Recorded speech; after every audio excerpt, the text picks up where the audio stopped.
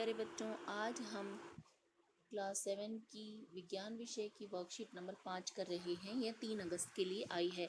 इसमें हम मृदा में पोषकों की पुनः पूर्ति के बारे में पढ़ेंगे। चलो बच्चों, शुरू करते हैं। राधिका जब अपने निकट के फसल की खेत में भ्रमण कर रही थी, तब उसने देखा कि किसान खेतों में खाद फैला रहे हैं। उसने बगीचे में भी माली को ऐसे ही करते हुए देखा। जहाँ वे लॉन और गमले में खाद का उपयोग कर रहे थे, वह सोच में पड़ गई कि वे ऐसा क्यों कर रहे हैं। बच्चों, आपने भी इसी तरह से माली को या किसान को खेत में और गमलों में या फिर पार्क में खाद डालते हुए देखा होगा। खाद या उर्वरक क्या कार्य करते हैं, आज हम इसी के बारे में जानकारी प्राप्त करेंगे।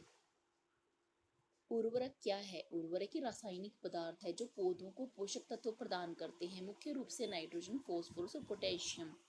खाद क्या है? खाद एक जैविक पदार्थ होता है जो पौधे अवशेष व पशुओं के गोबर से प्राप्त होते हैं तथा पौधों को पोषक तत्व प्रदान करते हैं। खाद और उर्वरक दोनों क्या कार्य करते हैं?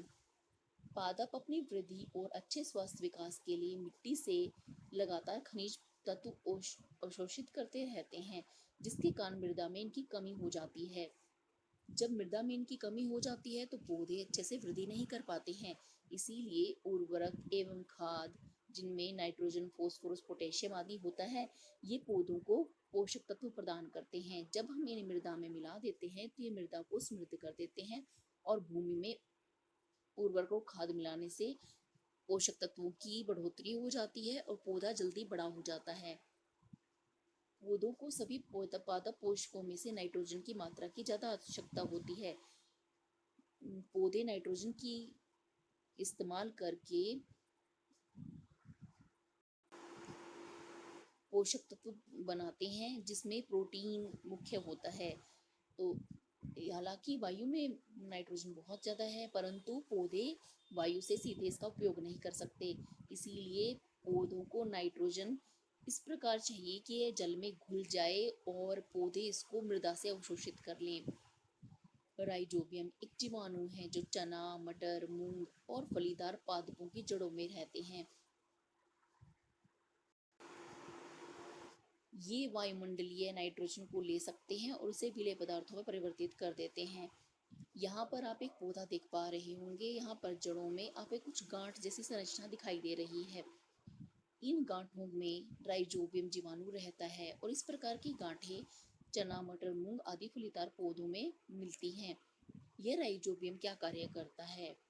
यह सहजीवी संबंध निभाता है और इस सहजीवी संबंध में वायु से नाइट्रोजन लेकर मृदा में स्थापित कर देता है और इसको इस प्रकार से बना देता है जिससे कि यह जल में घुल जाए और जल में घुलकर यह नाइट्रोजन पौधे की जड़ों से होती हुई पौधे के अन्य भागों में पहुंच जाती है, जिससे कि पादप को पोषण पदार्थ प्राप्त होता है।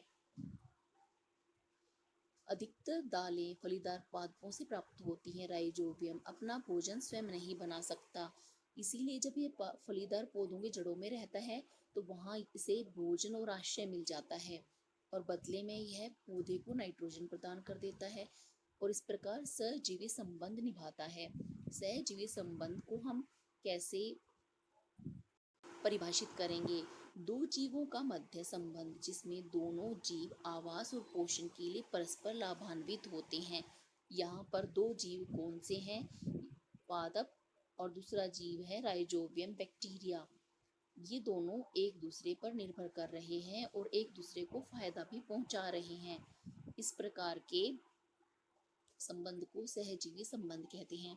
अब अभ्यास के प्रश्न दिए गए हैं, इन्हें करते हैं। प्रश्न 1, उर्वरक और खाद के बीच एक अंतर लिखिए। उर्वरक एक रासायनिक पदार्थ है, खाद एक जैविक पदार्थ होता है। यह प्रश्न 1 का उत्तर है।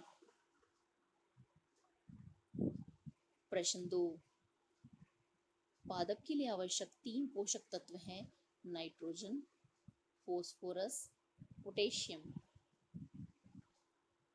प्रश्न 3, सहजीवी संबंध से आप क्या समझते हैं? दो जीवों के मध्य संबंध जिसमें दोनों जीव आवास और पोषण के लिए परस्पर लाभान्वित होते हैं, इसे सहजीवी संबंध कहते हैं। उदाहरण है राइजोबियम और फलीदार पौधे। प्रश्न 4, पादपों को उर्वरक एवं खाद की आवश्यकता क्यों होती है?